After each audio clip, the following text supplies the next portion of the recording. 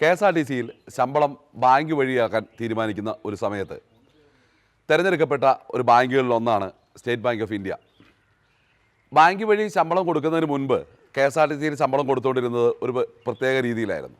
അതായത് മാസാവസാനം ശമ്പളം ലഭിക്കുന്ന ദിവസം ആ KSRTCയിലെ ക്യാഷ് കൗണ്ടറിൻ്റെ മുമ്പിൽ എല്ലാ ട്രേഡ് യൂണിയൻകാരും ഓരോ മേശയും കസേരയും ഇട്ടിരിക്കുകയും അവിടുന്ന് ശമ്പള ബില്ല് കാണിച്ച് പൈസ മേടിച്ചുകൊണ്ട് വരുന്ന ഓരോ ജീവനക്കാരൻ്റെയും കയ്യിൽ നിന്ന് പിരിവെടുക്കുവാൻ വേണ്ടി നിരന്നിരിക്കുന്ന യൂണിയൻകാരുടെ നീണ്ട നിരയും ഈ KSRTCയിൽ ചെന്ന കാലഘട്ടത്തിൽ കാണുകയും ഇതെല്ലാ മാസവും ഒരു ആഘോഷമായി നടന്നുകൊണ്ടിരുന്ന ഒരു പ്രക്രിയയായിരുന്നു.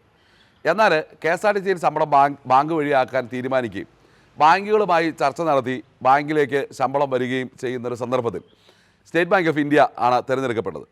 സ്റ്റേറ്റ് ബാങ്ക് ഓഫ് ഇന്ത്യ അന്നത്തെ സാഹചര്യത്തിൽ 1 ലക്ഷം രൂപ വീതം ജീവനക്കാർക്ക് പേഴ്സണൽ ലോണായിട്ട് അനുവദിക്കുകയും ജീവനക്കാരുടെ ശമ്പളവും ഈ ഇൻഷുറൻസ് പരിരക്ഷ ഉൾപ്പെടെയുള്ള കാര്യങ്ങളിൽ അവരതിൻ്റെ തീരുമാനങ്ങൾ നടപ്പിലാക്കുകയും ചെയ്തിരുന്നു.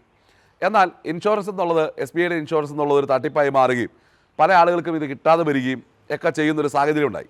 അങ്ങനെ SBIയിൽ നിന്നും ഈ തീരുമാനം ഈ KSRTCയിലെ ജീവനക്കാരുടെ സാലറി അക്കൗണ്ട് മാറ്റുവാനൊരു തീരുമാനം കഴിഞ്ഞ MDയുടെ കാലഘട്ടത്തിലുണ്ടായി.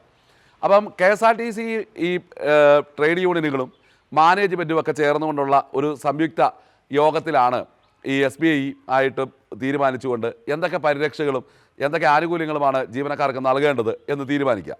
SBIയെ സംബന്ധിച്ചിടത്തോളം KSRTC എന്ന് പറയുന്ന ഒരു ചാകരയായി അവർക്ക് തീർന്നിരിക്കുകയാണ്.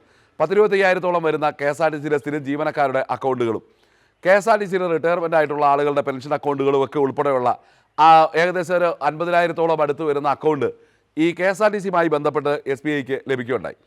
ഏകദേശം 80 കോടിയോളം രൂപ ഒരു മാസത്തിൽ ക്രയവിക്രയത്തിനായി SBIക്ക് ലഭിക്കുകയും ചെയ്യുന്ന ഒരു സാഹചര്യമാണ് KSRTCയുമായി ബന്ധപ്പെട്ടുള്ള അക്കൗണ്ട് കൊണ്ട് SBIക്ക് ഉണ്ടാകുന്ന നേട്ടം. എന്നാൽ SBI കാലങ്ങളായി KSRTC ജീവനക്കാരുടെ കാര്യങ്ങളിലും അവർക്ക് ലോൺ കൊടുക്കുന്നതുമായി ബന്ധപ്പെട്ടും അവരുടെ തിരിച്ചടവും അതിൻ്റെ കൂട്ടുപലിശയും ഒക്കെയുള്ള രീതിയിലും SBI ജീവനക്കാരോട് അത്ര രസത്തിലല്ല പെരുമാറുന്നത് എന്നുള്ളത് വാസ്തവമാണ്. സ്റ്റേറ്റ് ബാങ്ക് ഓഫ് ഇന്ത്യ ഇപ്പോൾ നൽകിയിരിക്കുന്ന അപകട ഇൻഷുറൻസിനെ കുറിച്ച് ഞാൻ നേരത്തെ ഒരു വീഡിയോയിൽ പറഞ്ഞിരുന്നു. ആ അപകട ഇൻഷുറൻസ് പോലും ഇപ്പോൾ ബാങ്ക് ഓഫ് ബറോഡ ഈ KSRTCക്ക് ഒരു പ്രപ്പോസൽ വയ്ക്കുമ്പോൾ അക്കൗണ്ട് ഹോൾഡറായിട്ടുള്ള എല്ലാവർക്കും ഈ ഒരു സുരക്ഷ ബാങ്ക് ഓഫ് ബറോഡ സൗജന്യമായി നൽകുന്നു എന്ന് അവർ അറിയിച്ചിരുന്നു. SBI ആകട്ടെ 500 രൂപയും 1000 രൂപയും വീതം പ്രതിവർഷം ജീവനക്കാരിൽ നിന്ന് ഈടാക്കുകയും അവർക്ക് മരണപ്പെട്ടാൽ മാത്രം അവകാശികൾക്ക് ഇത് ലഭ്യമാകുകയും ചെയ്യുന്ന സ്ഥിതിവിശേഷത്തിലാണ് SBIയുടെ ഇൻഷുറൻസ് നിൽക്കുന്നത്. ഈ SBIയുടെ ഇൻഷുറൻസ് നിൽക്കുമ്പോൾ തന്നെ ചികിത്സാ സഹായങ്ങളോ മറ്റ് ആനുകൂല്യങ്ങളോ ഒന്നുമില്ലാതെയുള്ള ഒരു ഇൻഷുറൻസ് പദ്ധതിയിലാണ് ജീവനക്കാരുടെ ഈ പൈസ പിടിക്കുന്നത്. എന്നാൽ മറ്റ് അക്കൗണ്ട് ഹോൾഡർമാർക്കെല്ലാം സൗജന്യമായി നൽകുന്നത് KSRTCയിലെ ജീവനക്കാരിൽ നിന്നും 500 രൂപയും 1000 രൂപയും ഈടാക്കിക്കൊണ്ടാണ് 10 ലക്ഷത്തിൻ്റെയും 20 ലക്ഷത്തിൻ്റെയും ഈ ഇൻഷുറൻസ് നൽകുന്നതെന്നുള്ളതും ശ്രദ്ധേയമാണ്. ബാങ്ക് ഓഫ് ബറോഡ മുന്നോട്ട് വെച്ച ഈ ഒരു കാര്യം സൗജന്യമായി 10 ലക്ഷം രൂപയുടെ ഇൻഷുറൻസ് കവറേജ് ജീവനക്കാരന് നൽകുന്നു എന്നുള്ളതാണ്. അപ്പോൾ ബാങ്ക് ഓഫ് ബറോഡയുമായി ചേരാൻ ശ്രമിച്ചപ്പോൾ KSRTCയിലെ ട്രേഡ് യൂണിയനുകൾ SBIയുമായിട്ട് ഇത്തരത്തിലുള്ള ബന്ധമുള്ള SBIയുമായിട്ട് ഇത്തരം ക്രയവിക്രയങ്ങളുള്ള SBIയുടെ സൽക്കാരങ്ങൾ സ്വീകരിക്കുന്ന KSRTCയിലെ ഈ ട്രേഡ് യൂണിയനുകൾ അംഗീകൃത ട്രേഡ് യൂണിയനുകൾ അതിന് വിലങ്ങതടിയായി നിൽക്കുകയും കാരണം അവരുടെ മാസവരികൾ വരുന്നത് SBIയിലാണ്. SBIയെ സംബന്ധിച്ചിടത്തോളം KSRTC ജീവനക്കാരുടെ ശമ്പളം മുടങ്ങുക എന്ന് പറയും. ഇപ്പോൾ ഈ പേഴ്സണൽ ലോണൊക്കെ എല്ലാവരും എടുത്തിട്ട് ഇപ്പോൾ അതിൻ്റെ പരിധി ഉയർത്തി 5 ലക്ഷം 6 ലക്ഷം ഉണ്ടാക്കി. ബാങ്ക് ഓഫ് ബറോഡ അത് 15 ലക്ഷം രൂപ വരെ ഈ പേഴ്സണൽ ലോണായിട്ട് അനുവദിക്കാം എന്ന് പറയുകയുണ്ടായിട്ടുണ്ട്. ഏതായാലും ഈ SBIയെ സംബന്ധിച്ചിടത്തോളം ഈ ജീവനക്കാരുടെ ശമ്പളം മുടങ്ങി കഴിയുമ്പോൾ ഇപ്പോൾ ഈ എടുത്തിരിക്കുന്ന പേഴ്സണൽ ലോണിൻ്റെയും മറ്റു ലോണുകളുടെയും പലിശയും കൂട്ടുപലിശയും ഇതോടൊപ്പം ചേർന്ന് വരികയാണ്. അപ്പോൾ അതിൻ്റെ പെനാൽറ്റി ആയിട്ട് ഇപ്പോൾ ഈ 1-ാം തീയതി അവിടെ ലഭ്യമാകേണ്ടത് 10-ാം തീയതിയും 15-ാം തീയതിയും ഒക്കെ ആയി കഴിയുമ്പോൾ അതിൻ്റെ പെനാൽറ്റിയും കൂടി ലഭ്യമാവുകയാണ്.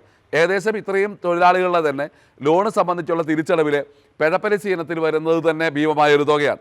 അങ്ങനെ ജീവനക്കാരെ ഈ രീതിയിൽ കൊണ്ടുപോയിക്കൊണ്ടിരിക്കുന്നതോടൊപ്പം തന്നെ ജീവനക്കാർക്ക് അർഹമായിട്ടുള്ള ഇൻഷുറൻസ് പരിരക്ഷ നൽകാതെ ജീവനക്കാരുടെ കയ്യിൽ നിന്നും ഈ മാനേജ്മെൻറ്റ് ബലമായി ഈ SBIയുടെ ഇൻഷുറൻസ് തുക തട്ടിയെടുക്കുക എന്നുള്ള രീതിയിൽ തന്നെ പറയാം.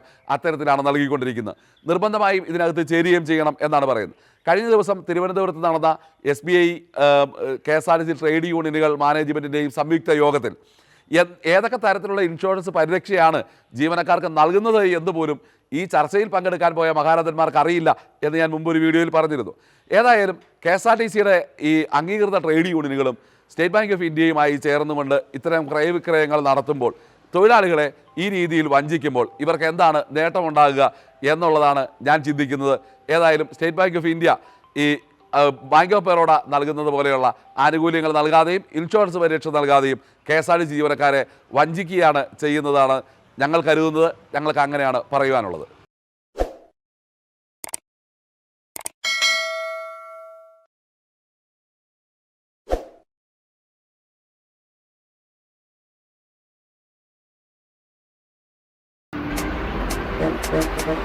Thank you.